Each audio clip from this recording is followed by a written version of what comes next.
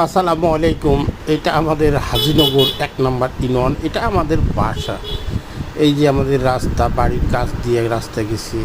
আকাশে প্রচণ্ড মেঘ। সেজন্যই আমি হঠাৎ মনে পড়লো যে একটা ভিডিও করি।